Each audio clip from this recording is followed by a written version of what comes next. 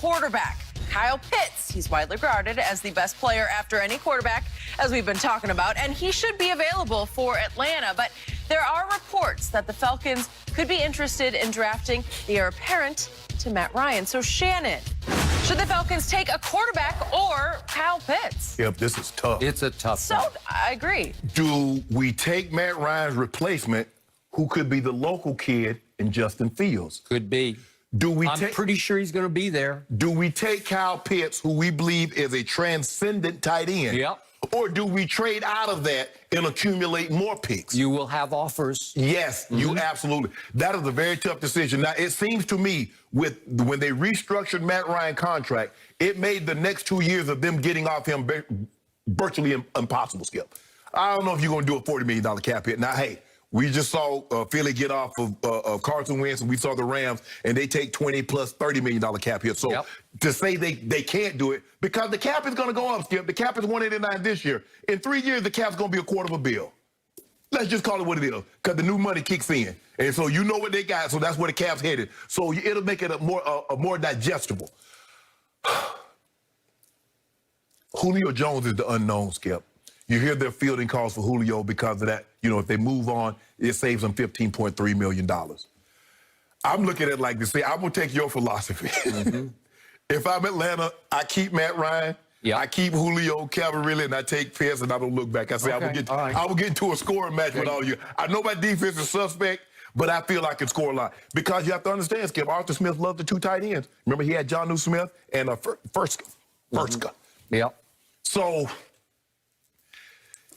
I love Kyle Pitts. I think he's too good of a talent to pass up. I really do, Skip. And they need defense, but I don't think there's a defensive player where Parsons, without the off-field issues, probably would be worthy of going in the fourth spot because I believe he's that good. What I think they'll do, I believe they take Kyle Pitts. I don't believe they'll take a quarterback. I would, because Skip, $40 million cap hit next summer if you move on from Matt Ryan. No.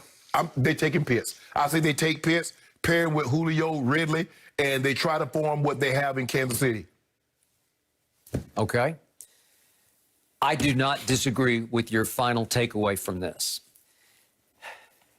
I don't hate the idea of them going forward with Matt Ryan because even though, if you look at what's happened over the last 4 years, as you correctly predicted because you had inside information in 2016, he was the MVP. You did have inside information. And he led the NFL in QBR that year. And his coordinator was Kyle Shanahan. And so maybe that's why, to some degree, that happened. And then Kyle Shanahan was gone to San Francisco, and you look at the QBRs for Matt Ryan over the last 4 years. He was 5th, 9th, 14th, and 16th. Well, 16th isn't all bad, but you can see there's some decline going on. There's some slippage.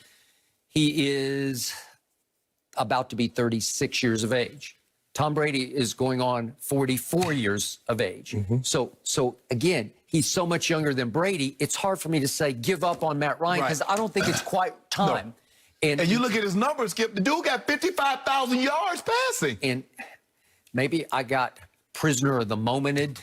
It was week 15. It was the third to last game. So I'm watching my guy Brady play at Atlanta. And what did Matt Ryan do to the Tampa defense in the first half of that game?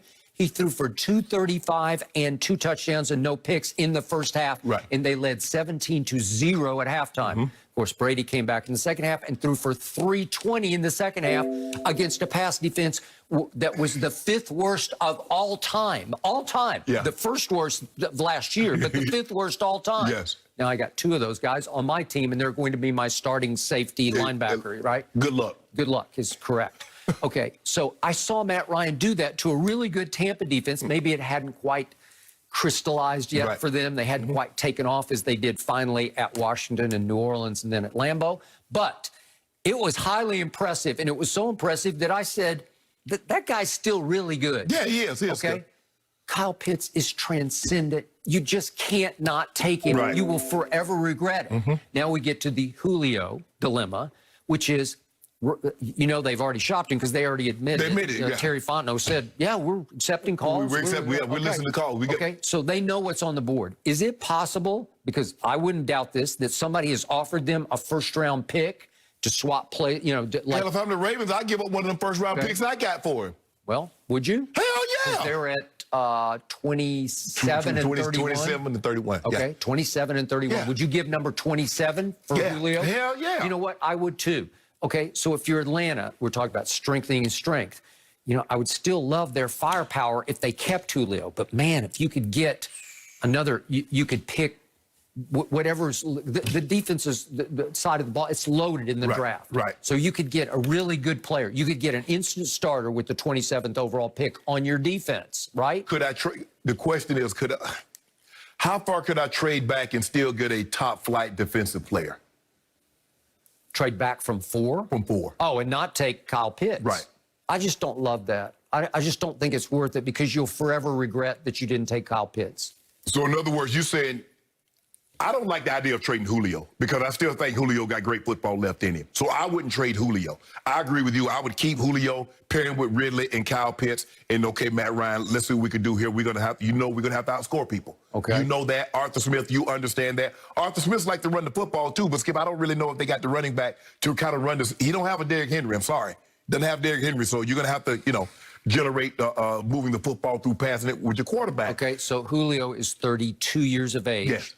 He's starting to be a little gimpier where he's got hamstring issues. Yes. Is he going to be slowly but surely a little worse, a little slower, a little more injury prone over the next 3 years? Because he's under contract for 3 more. Yeah, Skip, he might be a situation. You know who a guy had hamstring problems was Isaac Bruce. And basically, you got to limit his workload in practice and just hope he's ready to go come game time because you don't want him, Skip, you're not supposed to be as big as Julio and run that fast and generate that kind of force. So you're going to have hamstring issues.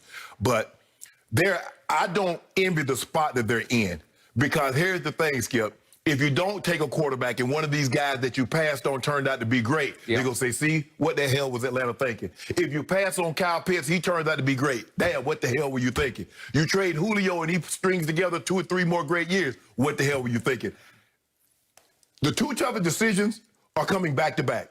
The 49ers and the Falcons have the 2 toughest decisions in this draft, Skip.